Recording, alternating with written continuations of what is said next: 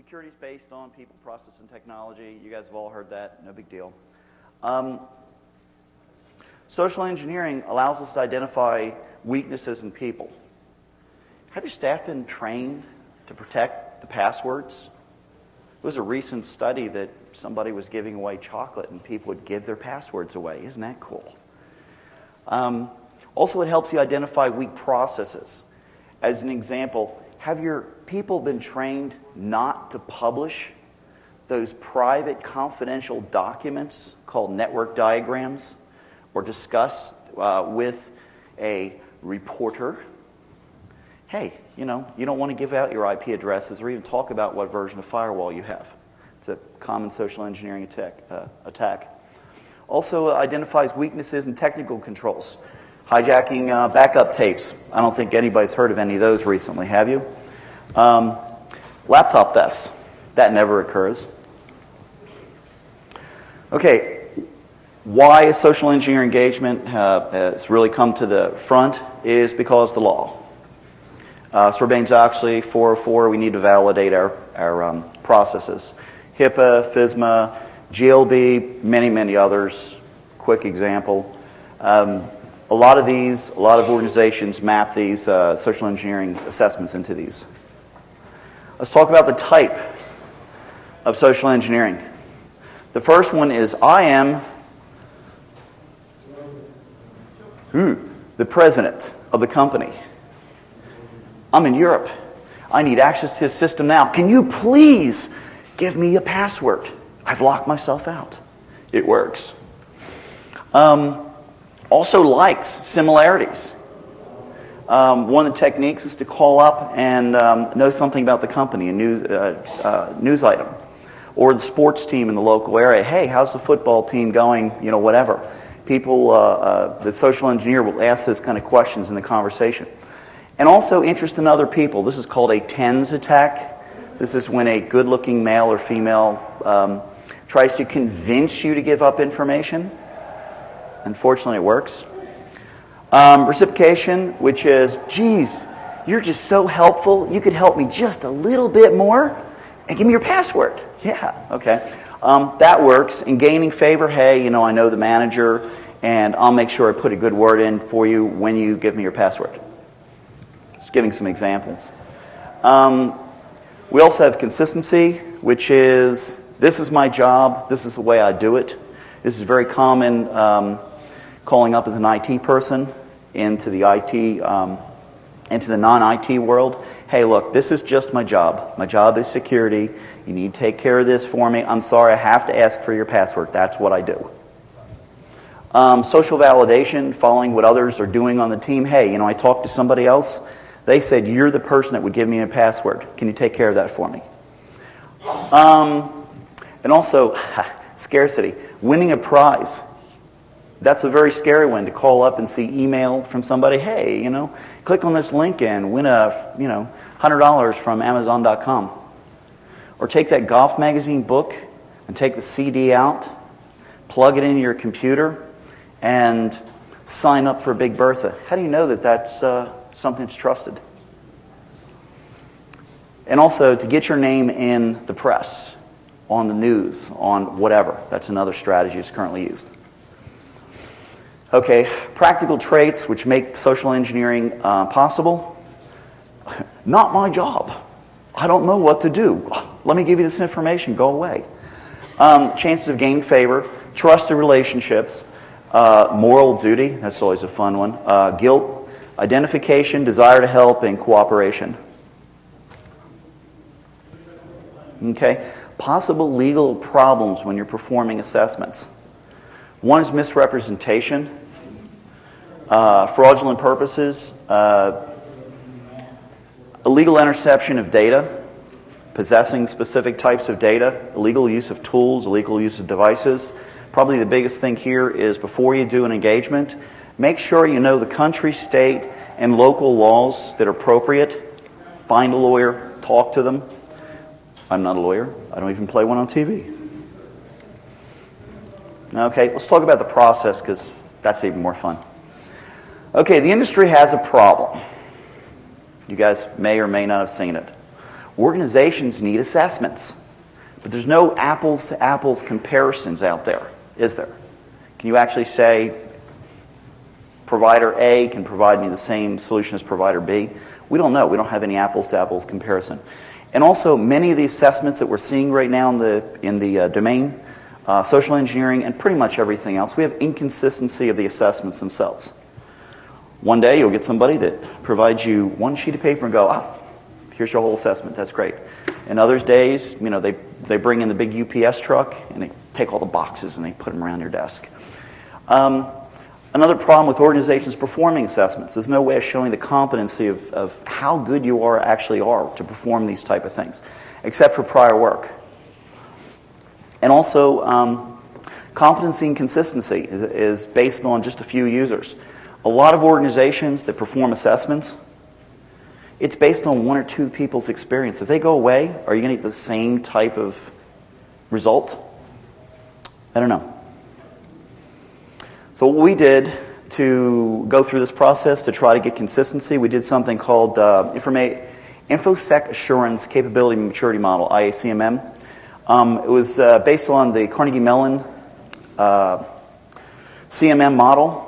It was developed by the NSA and the industry so that industry, commercial world, government world, whatever, can actually create standards and be able to compare apples to apples based on their organization. Even internal organizations are now using this. Benefit is allows third-party measurement of how good the team is and what the process is, and also provides a methodology, a framework, so that organizations can do white team, blue team, and red team. Also supports pretty much all the legal requirements. This is really what the basis of this whole talk was about, was using this methodology to create this so I could repeat. I wasn't the only one to perform assessments. Okay? Here's the process as it is. We have a pre-assessment, an assessment, and post-assessment. You can't miss any of them. We have to talk about contracts and get out of jail free cards. Very important. Definition and scope of the work. Limitations of project. That's real important. Creation cover story. Ooh, that's fun. Approval methods, some work, some pre-grind stuff. Doing the job. Assessments, documentation, reporting, and mitigation. So let's go in the pre-assessment. Very important. Find the authorized, during the contract process, find the authorized person that can sign the contract. No, don't go with the IT individual that you're talking to. Make sure you go as high as possible, talk to their legal counsel. Ensure that you have a time period to conduct the assessment. It's going to start this day to this day.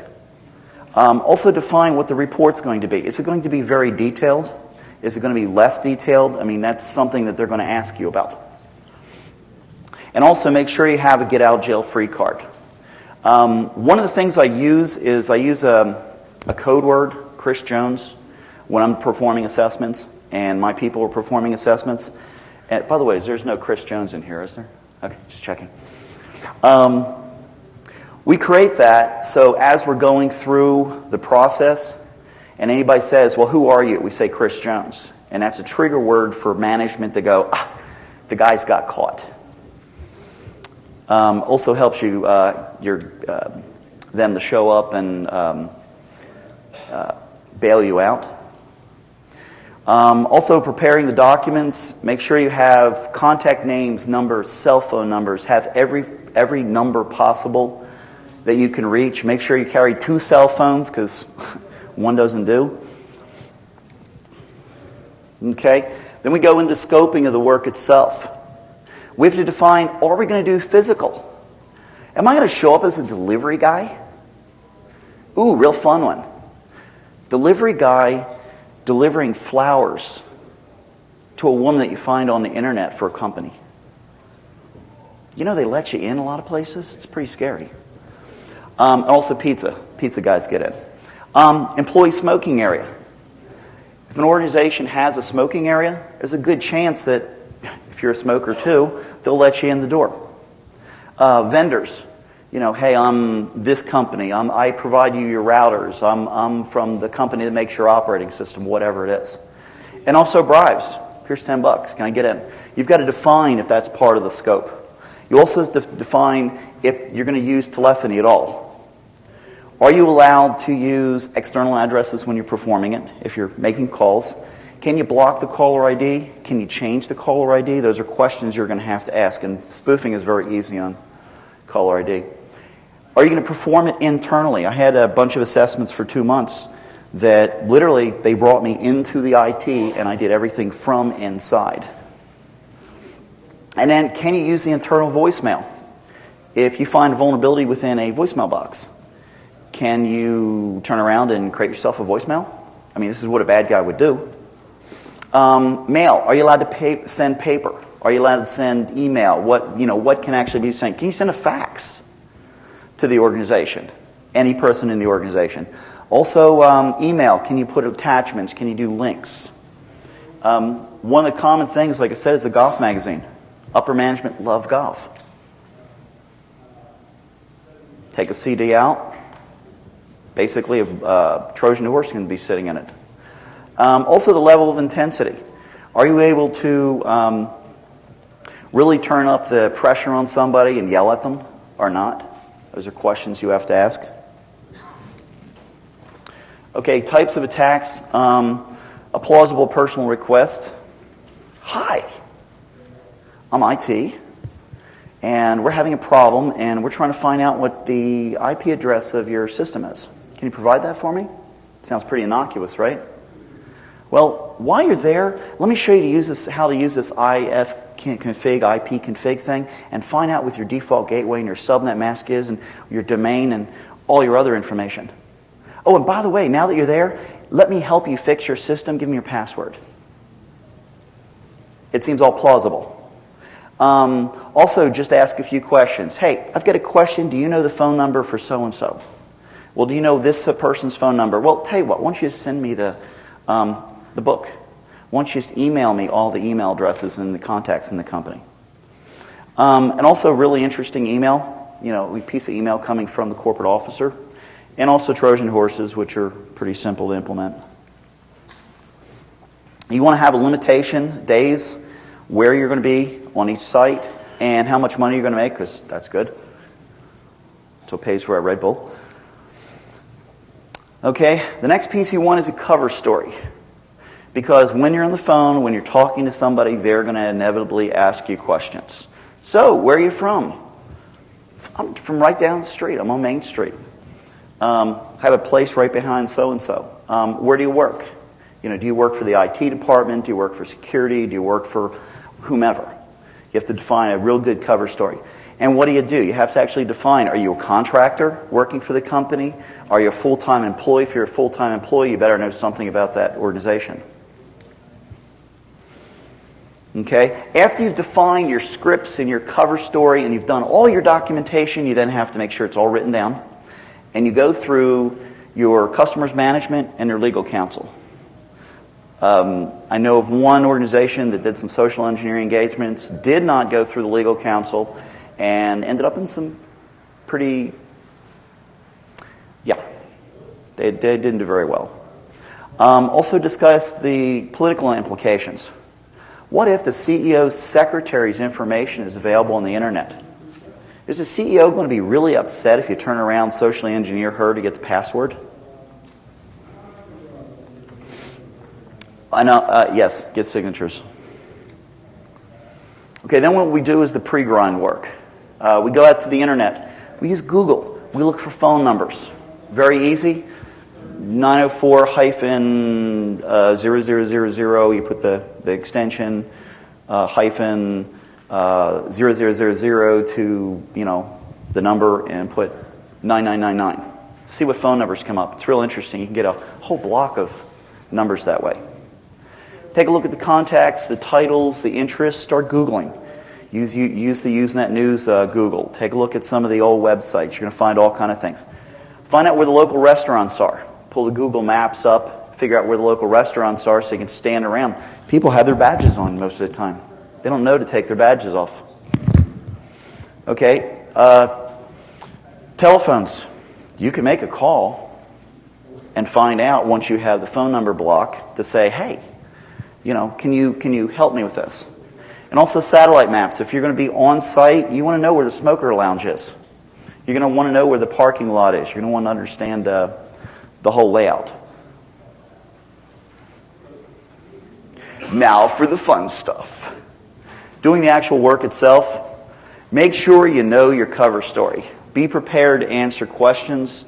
Know the keywords, remember the name, practice it a little bit, just like a script that when you were, first grade and had to sit there and go, read a script. Be confident. The second you lose your confidence when you're doing one of these engagements, you're caught. Of the engagements I've done in the last few years, I've only been caught once. And I was caught once specifically when somebody was horsing around and came up to me and banged up against my chair while I was on the telephone. And the next thing we heard this lady come running down the hall. This guy by the name of Chris Jones called. Really? Hi, I'm Joe Klein.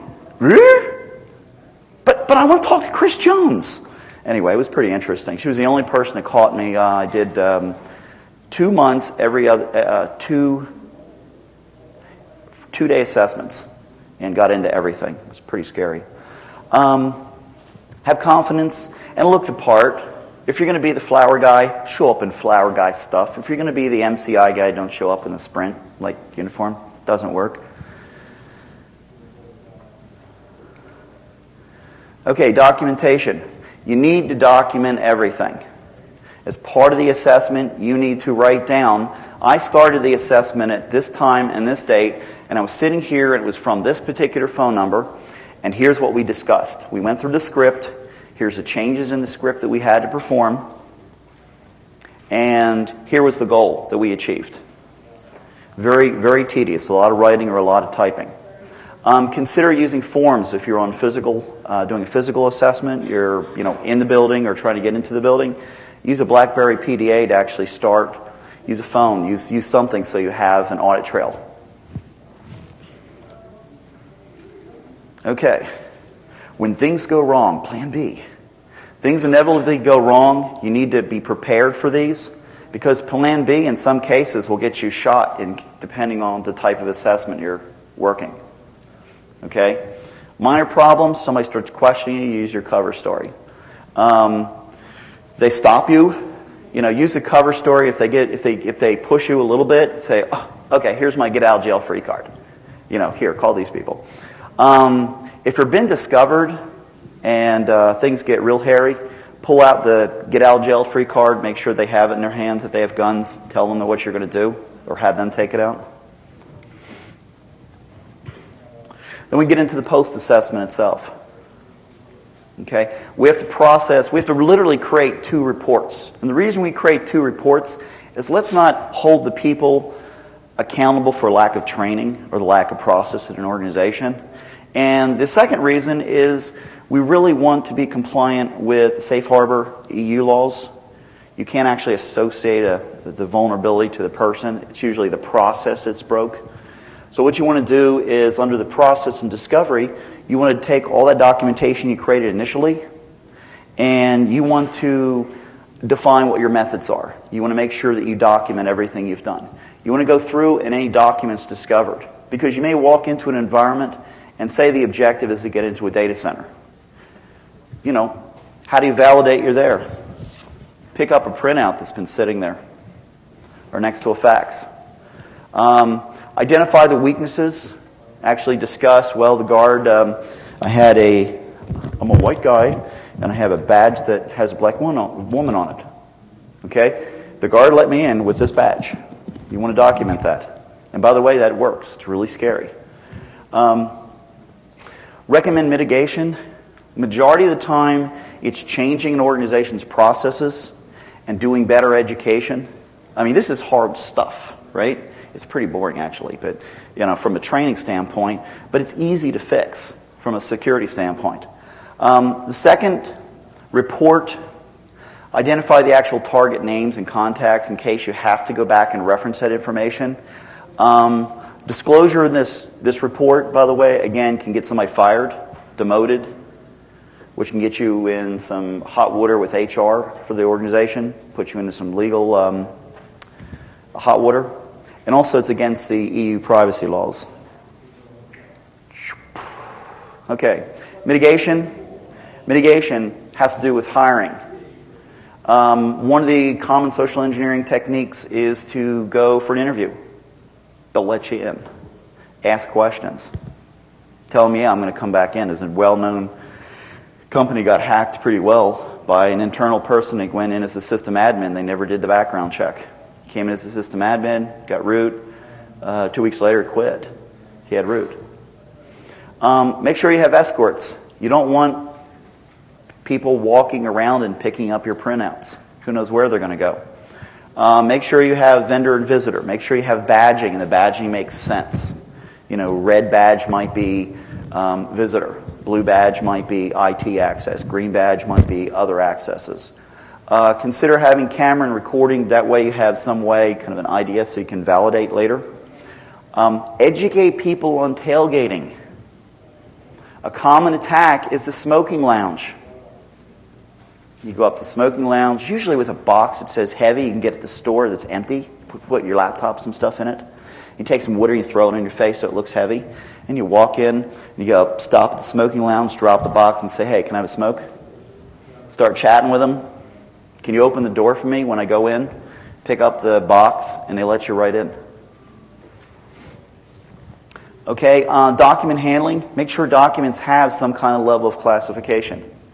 You know, this is confidential. It should not leave this building.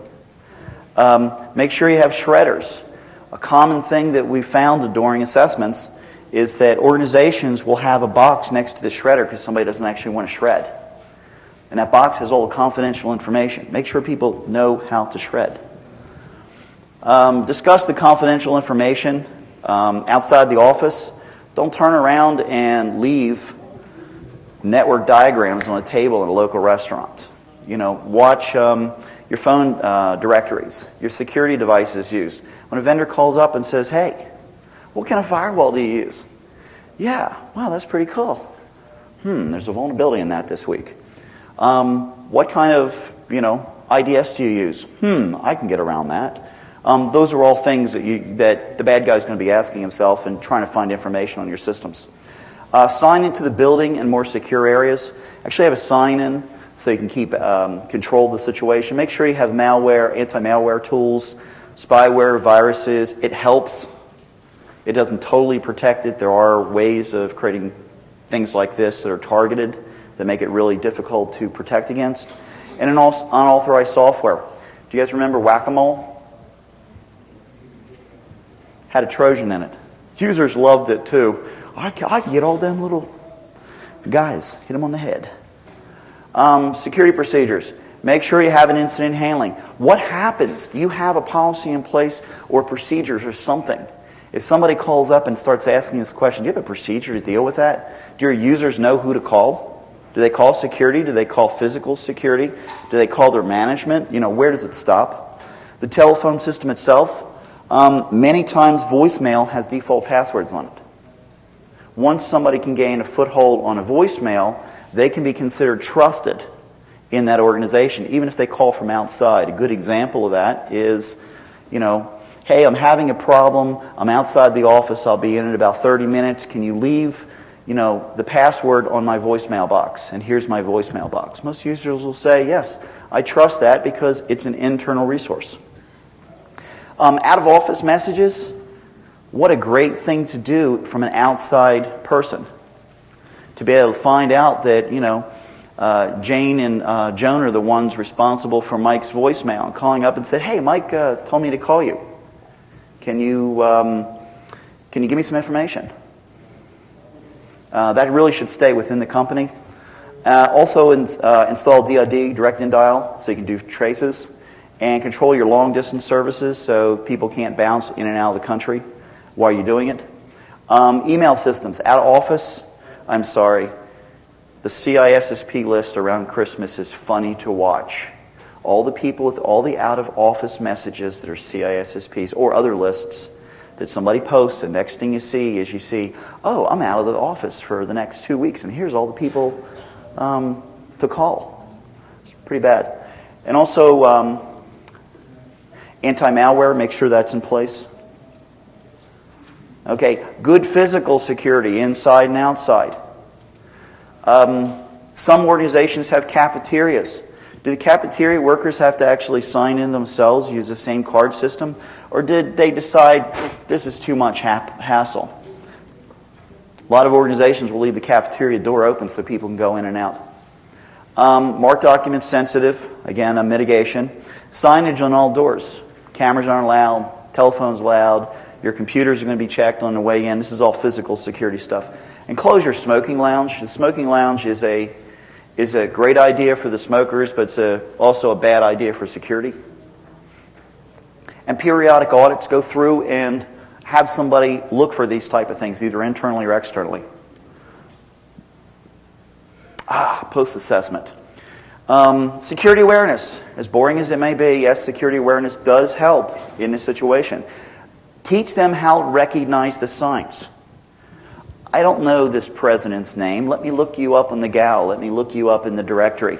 I'm sorry, I don't know. Where do you work? Also, how to protect themselves. Because they're going to take that same information and they're going to bring it home. It's going to have value to them. Who to contact. Again, picking up the phone and saying, do I call physical security? Do I call my local management system people? I mean, who is it that I call to actually alert people to these such situations? You can also go through, NIST has a document, 816, great little document. It takes job classifications and identifies a level of security training you want to provide your people, which includes security awareness. And have fun. This stuff is a lot of fun. It really is. Getting on the phone and saying, hey, really, I need your domain, I need your password. Okay, great. I'll call you back in 30 minutes. Done. A typical engagement on the phone will take more time to set up than to actually perform the assessment. The actual performance of the assessment may be an hour to get into 3 systems or 3 people giving passwords or whatever. But it may take 2 weeks to get all the legal stuff, all the documentation, all the negotiation, and then writing all the reports on the other side. Okay? Yes, security, you are it. Teach users not to trust audio and video. You don't know where it's from, especially if you're using telephones or whatever. And also, employees at all levels need to believe that they're part of security. How many organizations do we know that we walk into and they go, I'm not responsible for security. I don't care. Not my job. People need to understand that security is them. Isn't that cute? Okay. Parting words. I must have been talking real quick because this was supposed to last a whole hour. Make sure you sign all contracts. Over-communicate with the customer. Make them aware that you may end up, as an example, here's one project that really, unfortunately, works. Hi, I'm Chris Jones from HR. You're so-and-so. I'm really sorry. We received a death certificate. And our process is we actually turn off your payroll and your insurance and everything else. So if you want to get your payroll in the next couple days, could you give me your Social Security number? Can you give me your mother's maiden name? Oh, to turn in insurance, I need your kids' names, their Social Security. I mean, this is scary stuff. Make sure you have your get out of jail free card. Real important. Document everything. Document. And have fun. It's a hoot to walk in at a building and walk right into a secure area and nobody even cares. To walk in, be dressed like this, have a clipboard walking around making notes and nobody ever stops you. And then be able to walk into even more secure areas by dropping a pen and going in behind them and nobody asks questions. In one situation, I even took my business cards and I'm laying on everybody's desks. And nobody questioned me. I sat down on somebody's desk for an hour and a half. I started making calls. I had to make some calls for the other part of the project. Nobody questioned me.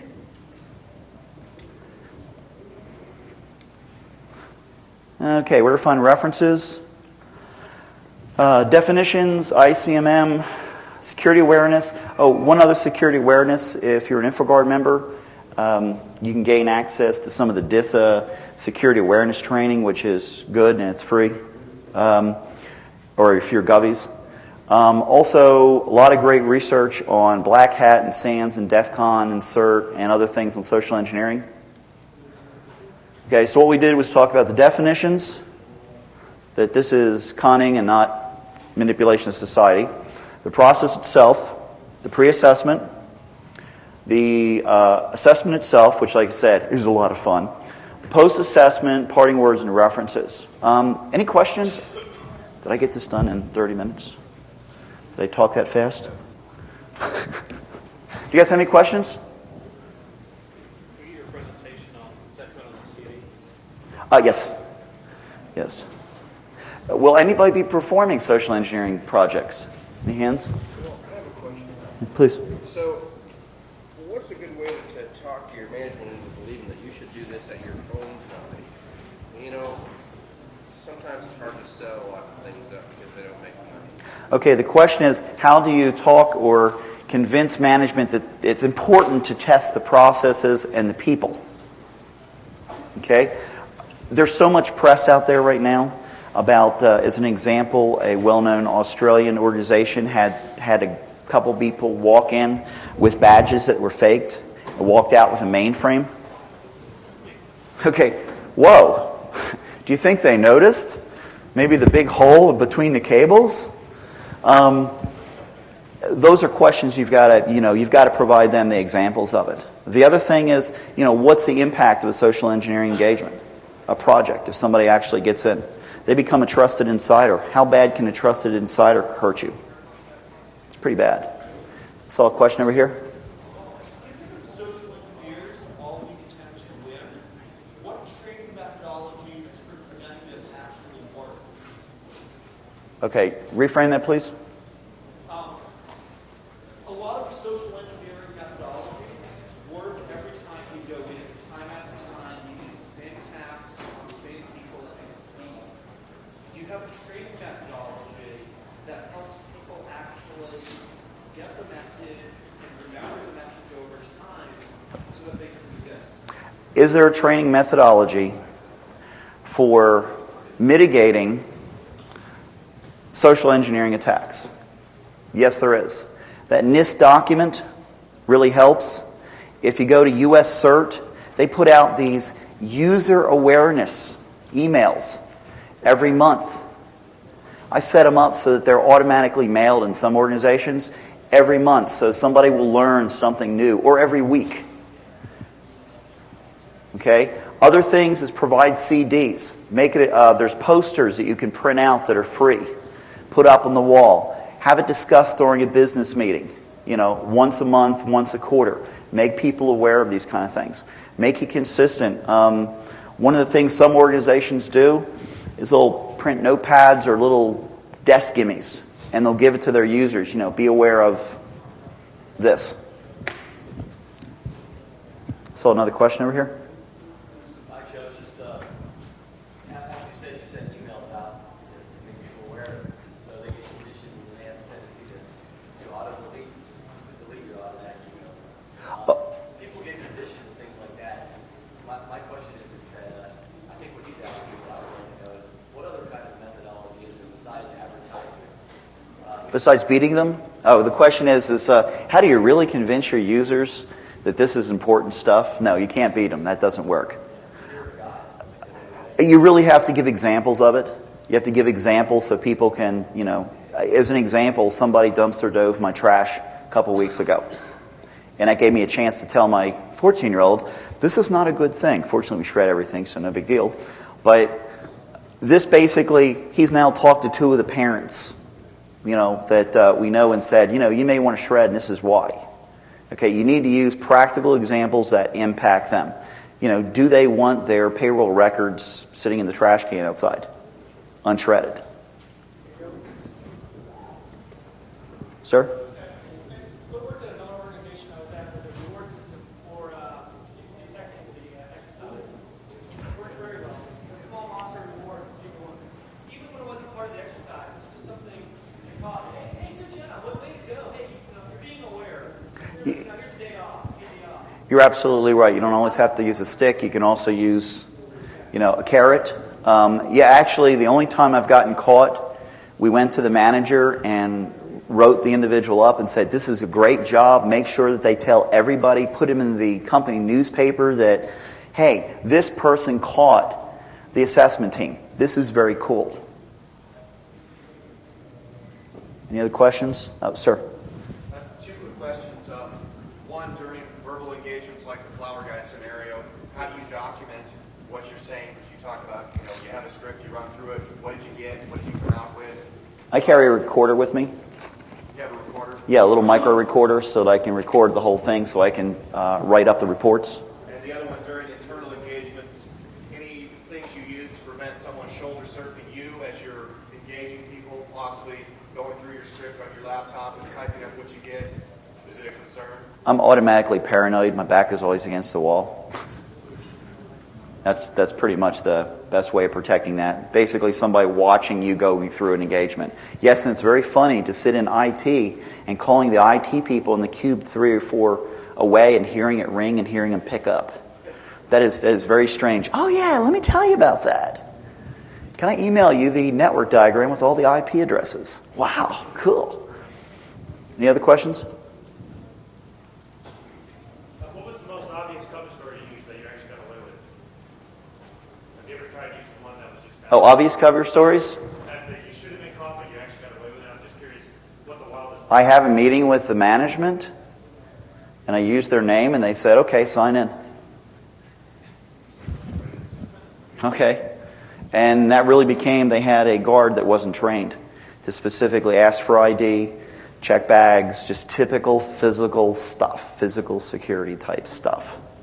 By the way, am I driving you crazy walking back and forth, camera guy? Last time I spoke, I actually bounced, so the camera guy had to keep up with me. Any other questions? Sir? Once you have your get out of jail free card, what is the remaining risk that you have? Okay, the remaining which? The remaining risk once you have your get out of jail free card, if you didn't do your homework about local laws, can you record the conversation on a telephone? Is that considered wiretapping? Do you have to have a second person listening in so you can bypass the wiretapping laws? Are you allowed to dumpster dive? Are you allowed to walk past the trash can and pick up stuff? You need to know what the local laws are. That's really what the risk is. Even with the get out of jail free card, you still need that. Even if the company doesn't press the charges, then you still can? Yes, because it's not you may be performing it on the company, but you may have an employee that's offended and bring in the law enforcement. Any other questions? What do you do when you initially walk in the door and you run into that security guard who asks for your ID and all of that, and basically blows your cover right there? I mean, you just stepped in the door and the gate's up. I mean, do you turn around and hightail it out of there as fast as you can run, or do you? I mean, what story do you? No, you actually give the cover story again, and if you say it confidently, they let you in. Most of the time, it's just being confident enough in yourself and your story, and then going through the process. And the other thing is you want to go in when there's lots of other people. You don't want to go in like in the middle of the night.